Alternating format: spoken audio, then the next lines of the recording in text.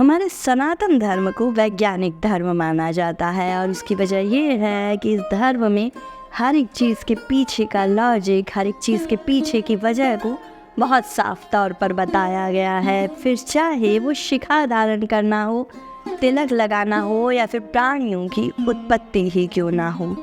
बात चली है प्राणियों की तो बात करेंगे आज सांपों की। सांपों को माना गया है महर्षि कश्यप और देवी कद्रू की संतानें। ये सांप जब आप टीवी में या अलग अलग जगह पर देख रहे होंगे तो आपने पाया होगा कि सांपों को दो जीभ होती है या उनकी जीभ दो हिस्सों में बटी होती है, लेकिन पहले सांप ऐसे नहीं थे। दरअसल सांपों की जीभ दो हिस्सों में बटी देवराज इंद्र की एक हरकत की वजह से। देवराज इंद्र ने आखिर ऐसा क्या किया था और फिर भगवान श्री हरि विष्णु के वाहन यानी कि गरुड़ जी का इस पूरे घटनाक्रम में क्या योगदान था, ये बहुत ही दिलचस्प कथा है जो हम आपको बताएंगे और इससे आप जान सकेंगे कि प्राणियों के साथ हमारा धर्म कितने गहरे तक शुरू से जुड़ा हुआ है। नमस्कार साथियों, आशा हुआ पजारी जानी अनजानी पौराणिक कथाओं की सीरीज में हम आपका स्वागत करते हैं। और आज ये जो दिव्य कथा हम आपको सुनाने जा रहे हैं ये दी गई है महाभारत के आदि पर्व के आस्तिक पर्व में। और इस कथा में बताया गया है कि किस तरीके से नागों और गरुड़ की दुश्मनी की हुई थी शुरुआत।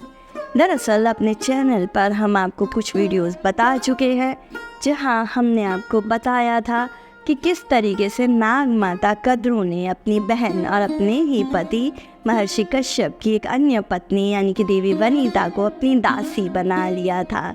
कद्रू ने जब देवी वनिता को दासी बना लिया था तो देवी वनिता के यहाँ पहले जन्म लिया अरुण जी ने। अरुण भगवान सूर्य के सारथी हो गए और उसके बाद जन्म लिया गरुड़ जी ने।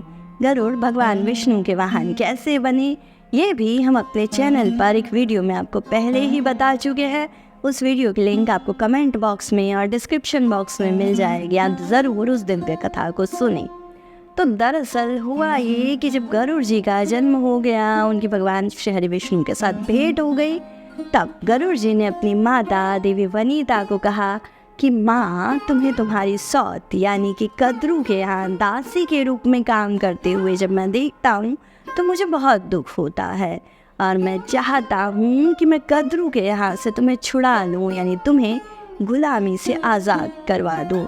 इसके लिए मुझे क्या करना होगा?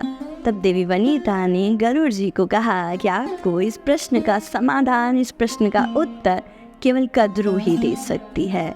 गरुड़ जी ने तब अपनी सौतेली माता यानी कि देवी कद्रू से पूछा कि आप मेरी माँ को अपनी गुलामी के बंधन से कब आज़ाद करेंगी? देवी कद्रू ने तब गरुड़ जी के सामने एक शर्त रख दी। देवी कद्रू ने कहा कि हे गरुड़, आप पक्षीराज हैं तो कहीं से भी अमृत लेकर आइए और मेरे पुत्र यानी कि जो 1000 नाग हैं इनको मैं वो अमृत पिला दूंगी ताकि सभी नाग बहुत शक्तिशाली हो जाएं। गरुड़ जी ने कहा कि ठीक है, अगर आप ये चाहती हैं तो आपके पुत्रों के लिए मैं अमृत निश्चित ही लेकर आऊँगा, लेकिन फिर आप मेरी माँ को गुलाम बनाकर नहीं रखेंगी। गरुड़ जी इतना कहकर उड़ गए। गरुड़ जी जो कि अपरिमित शक्तिशाली हैं, भगवान विष्णु का वाहन है, उनके उड़ने से लगभग तीनों लोकों में धूल के गुबार फैल गए और गरुड़ जी सीधे पहुंच गए स्वर्ग लोक के उस हिस्से में जहां पर समुद्र मंथन से निकले हुए अमृत को रखा गया था। वहाँ पर गरुड़ जी ने अपने पंखों को फड़फड़ाकर जैसे धूल का एक गुबार उड़ा दिया, अपनी चोंच में भरे हुए पानी से जैसे एक तूफान ला दिया, एक बाढ़ ला दी। वहाँ पर जो नाग उस अमृत की रक्षा कर रहे थे उनके साथ भी गरुड़ जी ने युद्ध किया और उन सभी को अधमरा करके भगा दिया। देवराज इंद्र के तब कई सैनिक वहाँ पर आए और उन्होंने भी गरुड़ जी के साथ युद्ध किया, लेकिन गरुड़ जी ने उन सभी को हरा दिया और इस तरीके से गरुड़ जी पहुंच गए अमृत के पास और वहां से उन्होंने तय किया कि उस अमृत को वो अपनी पीठ पर रख कर ले चलेंगे कद्रू के पास। जब देवराज इंद्र के पास ये बात पहुंची कि पक्षीराज गरुड़ अमृत की चोरी करने के लिए आए हैं तो इंद्र जी जो है वो ऐरावत पर बैठकर गरुड़ जी के सामने पहुँचे और इंद्र ने गरुड़ को युद्ध के लिए ललकारा। गरुड़ और इंद्र में हुआ युद्ध, लेकिन उस युद्ध में भी गरुड़ जी जीत गए और इस वजह से देवराज इंद्र को बहुत गुस्सा आया। उन्होंने अपना वज्र उठाया और गरुड़ जी पर वज्र से आघात किया। लेकिन तब गरुड़ जी ने कहा कि वज्र महर्षि दधीचि की अस्थियों से बना है और मैं उनका सम्मान करता हूँ, इसलिए मैं अपना एक पंख खुद ही तोड़कर नीचे गिरा देता हूँ। बाकी आपका ये वज्र मेरा कुछ नहीं बिगाड़ सकता। जब इंद्र ने महसूस किया कि गरुड़ जी में तो अपरिमित बल है, तब इंद्र ने गरुड़ जी को मित्रता का संबंध दिया। गरुड़ जी को इंद्र ने कहा कि आप मेरे मित्र हो जाइए और मुझे बताइए कि अमृत आपको क्यों चाहिए। तब गरुड़ जी ने कहा कि मेरी माँ वनिता अपनी सौत यानी कि कद्रू की दासी है और मुझे कद्रू के पुत्रों के लिए अमृत लेकर जाना है। तब देवराज इंद्र ने गरुड़ जी को समझाया कि कद्रू के पुत्र तो नाग हैं और नाग बड़े दुष्ट हैं, लोगों को वैसे ही डस डस कर परेशान करते हैं। संख्या में भी नाग बहुत ज़्यादा हैं। कद्रू ने एक ही बार में 1000 बच्चों को जन्म दिया था, तो ऐसे में अगर ये नाग अमर हो जाएंगे तो सोचिए कि पूरी सृष्टि पर सिर्फ नाग होंगे, तब मनुष्य ऋषि मुनि वगैरह कहाँ रहेंगे। गरुड़ जी इस बात पर सहमत हो गए, लेकिन उनका तर्क वही था कि वे अपनी माता को कैसे बंधन मुक्त करवाएं। और तब देवराज इंद्र ने गरुड़ जी को एक युक्ति सुझाई। देवराज इंद्र ने कहा कि आपने ये नहीं कहा है कि आप नागों को अमृत पिलाएंगे, आपने बस इतना ही कहा है कि आप अमृत लेकर आएंगे। तो आप एक काम कीजिए, अमृत के इस कलश को लेकर जाइए, अपनी माता कद्रू को दे दीजिए, उसी समय मैं वहाँ आऊँगा और इस अमृत के कलश को उठाकर वापस ले आऊँगा।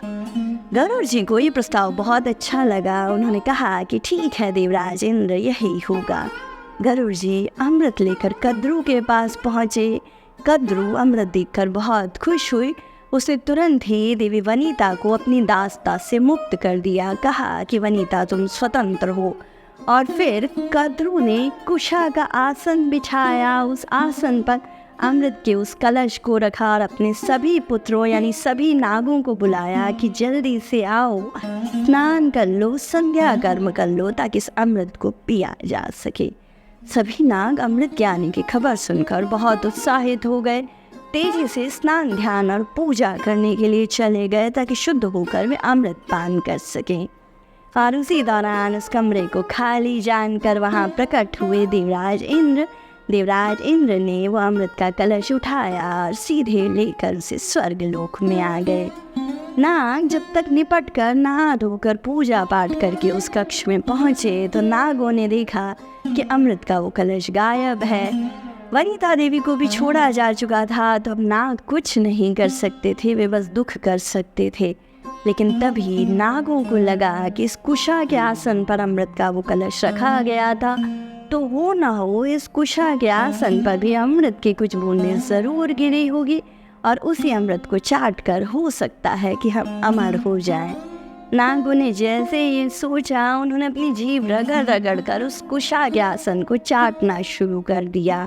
और चूँकि कुशा तीखी होती है, काफ़ी रूखी होती है, तो उसकी वजह से उन सभी नागों की जीभ कटकर 2 हिस्सों में बट गई और इस तरीके से हुई नागों की जीभ के 2 हिस्से।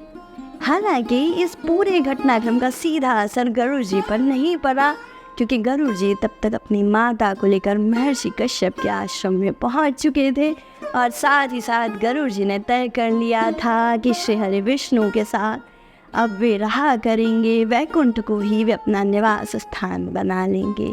गरुड़ जी भगवान विष्णु के रथ पर भी आरूढ़ होते हैं, यानी भगवान विष्णु का जो रथ है उसकी ध्वजा पर भी गरुड़ जी का ही चिन्ह होता है। गरुड़ जी और भगवान विष्णु के ऐसे कई अनोखे किस्से हैं, कई अनोखी कथाएं हैं जिन्हें हम पहले ही अपने चैनल आशिता उवाच पर बता चुके हैं। इन सभी कथाओं को आप देख सकेंगे इसी सेम प्लेलिस्ट में। ऐसी ही कई और कथाएं भी हम सुनाते हैं आशिता उवाच अवर हिस्ट्री नॉट माइथोलॉजी पर। तो इन सभी कथाओं को जानने के लिए हमारे साथ बने रहें। हमारे साथ बने रहने के लिए इस वीडियो को लाइक करें, इसे ज़्यादा से ज़्यादा शेयर करें, हमारे चैनल को सब्सक्राइब कर लें और बेल आइकन दबा लें ताकि किसी नए वीडियो की अपडेट आपसे मिस ना हो जाए। हम जल्द लौटते हैं अगले अंक में किसी अगली दिव्य कथा के साथ। तब तक के लिए नमस्कार।